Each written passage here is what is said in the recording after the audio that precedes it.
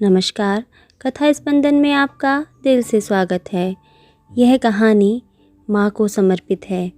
माँ को अपनी दुनिया समझने वालों की ज़िंदगी में कभी भी किसी प्रकार का अभाव नहीं रहता, ना ही कोई कमी होती है।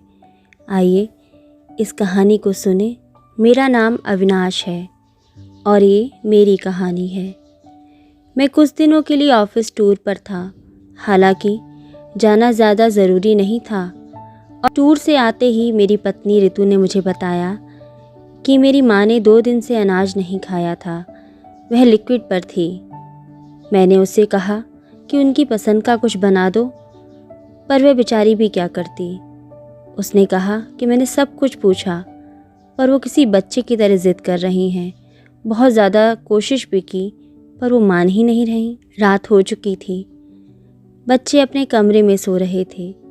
मैंने माँ के कमरे में जाकर देखा, शायद वो भी नींद में थीं। सामने जूस का आधा भरा ग्लास रखा था। मन अचानक से बचपन में लौट गया। माँ आंखें बंद करती और हाथों में चावल के कौर लेकर मुझसे पूछती, कौन खाएगा, कौन खाएगा। मैं झट से उसके हाथों से कौर मुंह में ले लेता और चहकते हुए कहता, मैं खाऊंगा। नमक तेल के साथ चावल खिलाना हो या फिर सिर्फ मांड के साथ, इन रूखे सूखे खाने को मुझे खिलाने का माँ का ये अंदाज कामयाब था।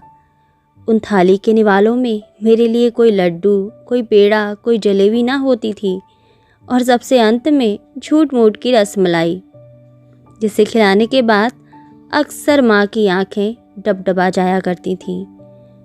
मुझे समझ नहीं आता तो मैं पूछ लेता, क्या हुआ माँ।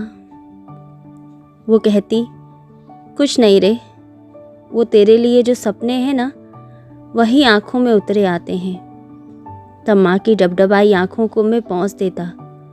वो मुस्कुराने लग जाती और मैं उनके गले लग जाता। मैं धीरे धीरे बड़ा होता गया और उन निवालों की कीमत भी समझता चला गया। ये भी समझता गया कि इस पूरी दुनिया में मैं ही माँ की दुनिया हूँ और मैं माँ की दुनिया को खूबसूरत बनाना चाहता था। उसके सारे सपने पूरा करना चाहता था। माँ के संघर्ष को मैंने यूं ही नहीं जाने दिया। आज हमारे घर में थाली पकवानों से सजी रहती है, पर गरीबी के दिनों के संघर्ष ने माँ को असमय बीमार और कमज़ोर कर दिया है। माँ को अचेत और भूखा सोते देख मेरा मन अपराध बोध से भर गया। माँ ने उस परिस्थिति में भी मुझे कभी भूखा नहीं सोने दिया। ऐसे पैसे का क्या काम जब माँ ही भूखी रहे। मैं उन्हें इस हाल में देख तेज कदमों से किचन में गया और एक थाली में थोड़ा खाना लिया। माँ, मैंने उन्हें आवाज़ दी।